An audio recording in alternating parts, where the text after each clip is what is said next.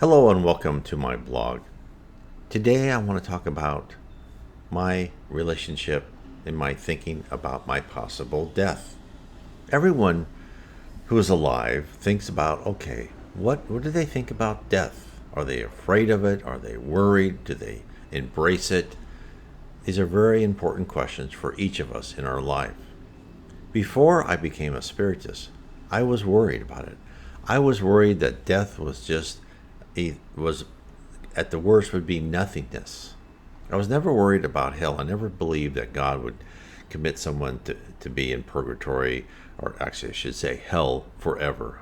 I didn't believe that. I believe there probably was a heaven, but then were you absorbed? Were you when you passed over? That worried me a lot. I worried that what happened if I got shot in the head or I was in a bad accident and I was just, like a vegetative state.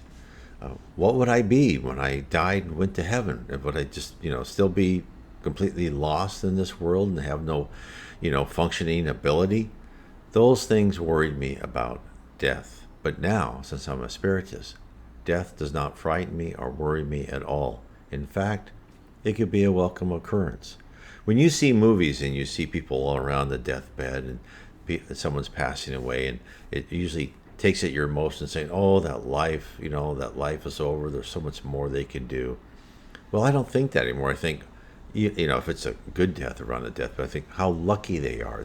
They have finished their trials on earth and they're going back to heaven, right? They're going back to the spirit world where life is good, where you never get sick. You look the way you want to look, right? You live and you work with people who you want to live and work with. You are with your friends and your family and everyone you've known in the spirit world for eons.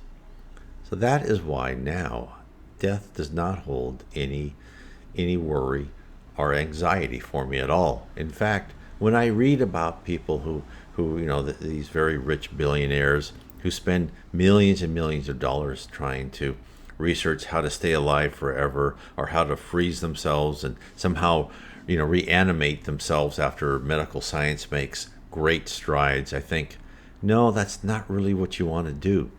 You don't want to live forever in this life, even if you are a billionaire. And I can understand why one would. After all, you've got the best lifestyle than anyone else on the planet. But does that help you spiritually? All of us, at one time or another, will be rich, will be poor, will be middle class, whatever. And the aim of life on this planet is to become better, to become a better person, to take out your primitive emotions and replace that with advanced, right? Love, charity, fraternity, and honesty.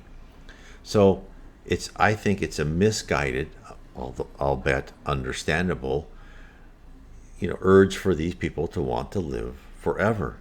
You actually don't want to live forever. You want to live as long as it takes for you to finish your planned trials on earth and to improve. That is what you want to do on earth. To understand the spirit world, why I am saying what I am saying.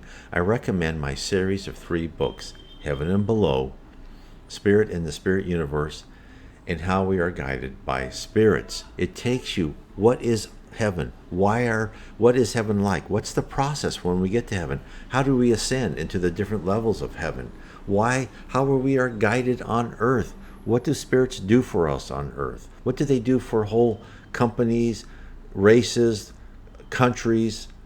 How do they shape our culture? And what is the future? In my book, How We Are Guided by Spirits, I go and I write about what is the future of earth? How will life be like on earth in a planet of regeneration? And also, remember this, some of us may not even come back to Earth in the next life. We may be put on more advanced planets, other planets where we can help. There's all sorts of possibilities. I discuss this, what life is like in the spirit world, also even in the lower zones, how you are never sentenced there forever. It's always, God is so charitable and so loving that he loves everyone. He never gives up on anyone. We all have our free will to improve when we are ready to improve. Anyway, please check out the links to my books down below. I'll put those in the text. Subscribe to my BitChute or my YouTube channel. Check out my blog, NW Spiritism. I have my links to my books. They're also on the right-hand side navigation page, and many articles and links to PDFs. And also my Facebook page, Spiritism, the Spirit World Around Us. I have on the file sections, I have lots of PDFs for Spiritist and Spiritist-inspired books. And I have a weekly Facebook streaming on Wednesdays at 7 p.m. And then on Kardec Radio Facebook page, I have a weekly streaming on Sundays at 7 p.m. And I invite all of you to take part in that. God bless.